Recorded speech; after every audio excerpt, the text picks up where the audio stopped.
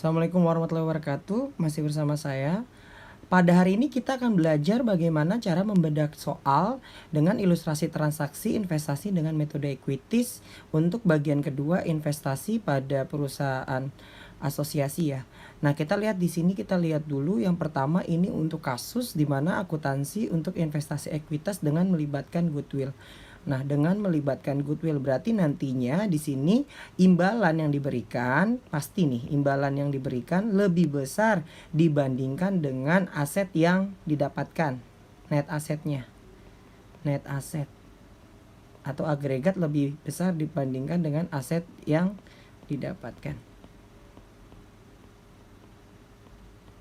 Ya. Nah, contoh di sini.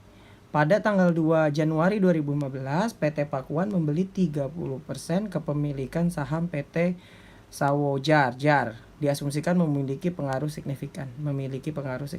Dengan menyerahkan uang kas. Berarti nanti kita bedah imbalan yang pertama. Imbalannya yang pertama ada kas dulu nih.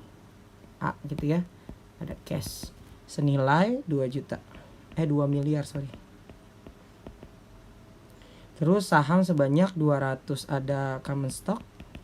Ada stok senilai 200 lembar dengan nilai par 10.000. Nah, tapi karena di sini kita menggunakannya harusnya dengan menggunakan fair value-nya ya. Berarti 200.000 dikali dengan harga pasarnya. 3M. Ya.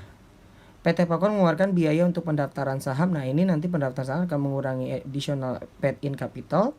Ada biaya konsultasi masukin ke investment expense. Sebagai tambahan informasi pada tahun 2012 memperoleh net income. Nah, akan menambah investasi, membayar dividen, mengurangi investasi.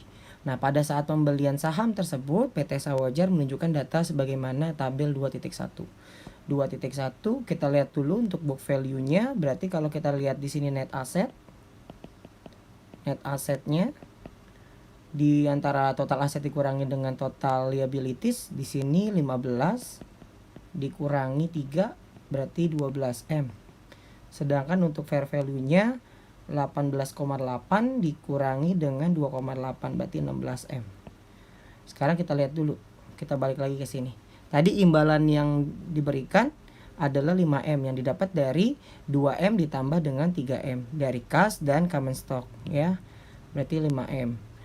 Imbalan tercatat net aset adalah 30% karena memiliki kepemilikan 30% dikali dengan nih, karena kita mau nyarinya excess value gitu ya, kelebihan cost atas nilai yang tercatat, maka kita menggunakannya book value dulu nih.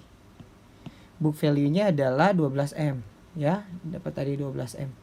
Maka menjadi 3,6M. Maka akan selisih cost atas nilai tercatat neto adalah 1,4M. Tinggal dikurangi saja. Nah, sekarang kita lihat dulu di sini.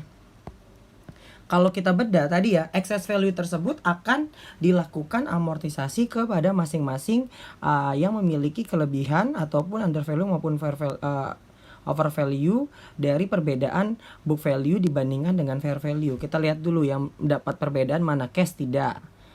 Account receivable tidak, inventory di sini catatnya under value ya, maka di sini harus ada ditambahkan under value tadi 1 juta dalam ribuan ya, 1 juta. Terus di sini ada current asset 200.000. Untuk equipment di sini 3 juta. Lagi enggak. Oke.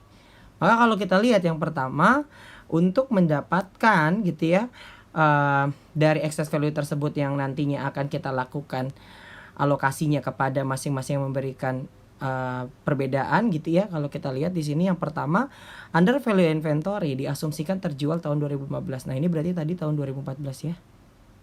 Oh, ini tahun 2015 juga. Asumsikan ini terjual tahun 2015. Semuanya terjual. Berarti nanti kita akan inventory tersebut kita kurangi dulu selisihnya, itu kan berarti kan tadi 1 miliar ya, kalau di sini 1 juta ya, 1 miliar dikali dengan 30%, maka nanti harus ada 300 juta. Nah, sedangkan over value dari other current asset 30% yang kita akui untuk dilakukan amortisasi nantinya menjadi 60 juta. Sedangkan untuk equipment masa berlakunya 20 tahun, ini tetap 8 dikurangi 5 gitu ya, dikali dengan 30%, hasilnya adalah 900 juta. Over value not payable. Oh, nah sini not payable ada ya. Not payable kita lihat. Berarti di sini not payable ada bertambah 200. Di sini berarti over value ya. Untuk book value-nya ya. Over value not payable senilai 60 juta ya. Goodwill 200 juta. Nah, untuk mendapatkan goodwill sebenarnya bisa juga kita dengan cara begini. Kan berarti kan imbalan dikurangi dengan fair value gitu ya. Fair value dari net asset. Tadi imbalannya adalah 5M. Fair value-nya berarti berapa? 16M. Berarti kepemilikannya tadi 30% dikali dengan 16M. Hasilnya adalah 4,8M. Maka selisihnya adalah 200 juta. Ya. Ini yang akan dilakukan untuk total goodwill. Jadi goodwill bisa juga dengan cara mencarinya seperti ini. Nah, untuk jurnal transaksi yang pertama ini transaksi untuk mencatat pembelian. Berarti jurnalnya adalah investment in S gitu ya, kita anggap aja sebesar 5M. Nah, untuk cash-nya tetap 2M, capital stock-nya adalah 2M. Nah, ini 2M itu didapat dari sini ya. Harga common stock gitu ya dikali dengan total saham yang dikeluarkan dikali dengan nilai parnya. Berarti di sini kalau tadi adalah harga sahamnya harga sahamnya 10.000 dikali dengan 200.000 ya.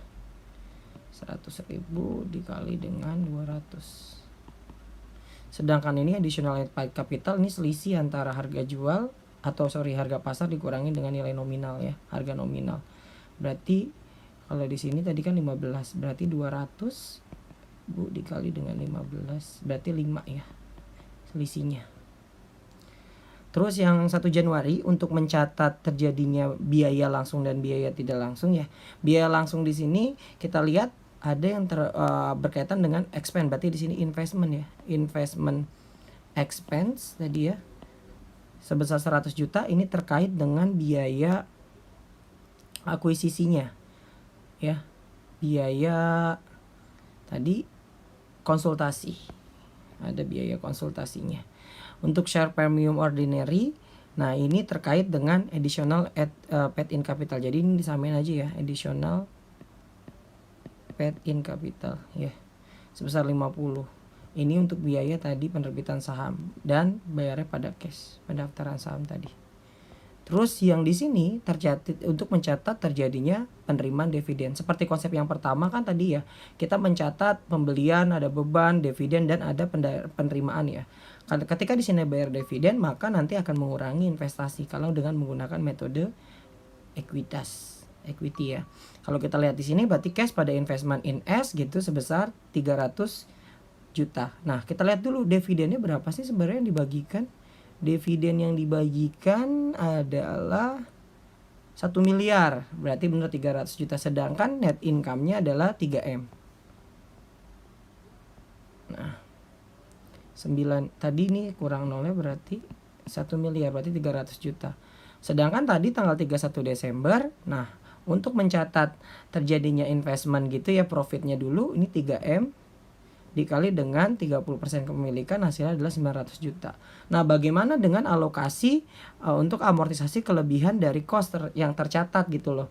Kita lihat dulu seperti konsep yang tadi saya udah jelaskan di materi sebelumnya gitu ya. Dimana awalnya kan kita kan ada di sini inventorinya kita dicatat under ya. Berarti kan harus ditambahkan ya kan senilai 1 juta tersebut. Nah, 1 juta tersebut berarti kan ketika nantinya kita masukin ke COGS dan inventory. Nah, COGS ini kan pasti kan akan bertambah nih dari hasil dari penjualan nantinya ya. Yang seharusnya cuman 3M jadi 4M, berarti selisih 1M kan tadi kan. Nah, 1 juta itu tersebut. Nah, 1M tersebut ya. Nah, selisih dari sini kan nantinya ini akan berdampak harus mengurangi income-nya. Karena under value tadi, maka income-nya tersebut harus dikeluarkan karena tadi kok COGS harus ditambahkan kan. Maka income-nya harus dikurangkan, maka income-nya tersebut menjadi di debit. Nah, kebalikannya dengan tadi kelebihan antara current asset. Kalau tadi kan current asset dicatatnya over value. Nah, ketika over value gitu ya, maka kan nanti harus ada pengurangan tuh terhadap other asetnya tersebut. Nah, pengurangan atas kelebihan atas current asset tersebut nantinya kita jurnal malah investment in S pada income from S. Nah, ya. Karena over maka kita harus kurangi. Sedangkan yang untuk amortisasi tadi terhadap beban nih equipment, beban penyusutannya. Nah, kita lihat dulu namanya investasi berkaitan dengan equipment, berarti kan tadi kan di sini ada penyusutan. Nah, penyusutannya itu kalau kita lihat dibagi dengan 20 menghasilkan 45 juta. Nah, ini kan beban nih. Beban tersebut nantinya pasti masuk ke dalam laporan laba rugi. Nah, ketika di sini masuk ke laporan rugi, berarti kan nantinya di sini harus mengurangi income from S tersebut. Jadi pendapatannya tersebut malah jadi berkurang. Maka income from S pada investment in S. Sedangkan yang di sini not payable. Nah, not payable-nya tersebut kita lihat ada over lagi. Over value. Kita catatnya terlalu besar. Ya, kita catatnya terlalu besar. Over value. Ketika di sini ada over value terhadap not payable gitu ya. Nah, berarti kan not payable ya ini nantinya akan berdampak kepada pengurangan dari pendapatan. Ya, karena kenapa? Over. Sehingga nanti jurnalnya ada income from S pada investment in S. Ini terkait dengan kelebihan. Jadi kalau secara gampangnya sih gini aja. Ketika nih kan contoh kalau di sini kan tadi under bagi si kalau bagi under bagi si S-nya tersebut karena fair value-nya lebih kecil dibandingkan dengan nih ya. Fair value-nya lebih kecil dibandingkan dengan book value, maka nanti harus income-nya tersebut harus dikurangi. Sedangkan yang tadi ketika di sini ada over ya, maka harus ditambahkan. Begitu juga kalau ini sebaliknya, ketika ada ada liabilitas, ketika di sini adanya over malah mengurangi, sedangkan nanti kalau liabilitas berkaitan dengan under maka harus ditambahkan. Jadi kebalikannya kalau di sini. Nah, dari contoh laba di atas, bagian dari investor laba rugi diakui dalam laporan atau laba rugi dengan menggunakan akun income from S dan jurnal-jurnal tersebut. Nanti saldonya akan menunjukkan kalau income-nya tersebut ya, akun investment akan menunjukkan 5.303. Nanti kalau kalian buktikan dengan menggunakan buku besar gitu ya, investment in S akan menunjukkan saldo sebesar segini. Ya, jadi kalian lihat. Sedangkan untuk akun income from S-nya akan mendapatkan 603. Kalau digabungin seperti ini. Investment in S pada income from S. Ini terkait dengan jurnal kalau yang 603 ini ya. Ini terkait dengan untuk mendapatkan income from S-nya berapa. Berarti dari 31 Desember tersebut digabungkan menjadi ini. Karena kenapa? Kita harus melihat realnya berapa sih setelah dimasukkannya amortisasi terkait dengan kelebihan dari excess value. Sedangkan untuk ilustrasi kedua, bagaimana ketika di sini ada goodwill negatif. Berarti kalau goodwill negatif ini kebalikannya, imbalan lebih kecil dibandingkan dengan fair value-nya. Sekarang kita lihat di sini. Imbalan dari yang diberikan adalah 4,5.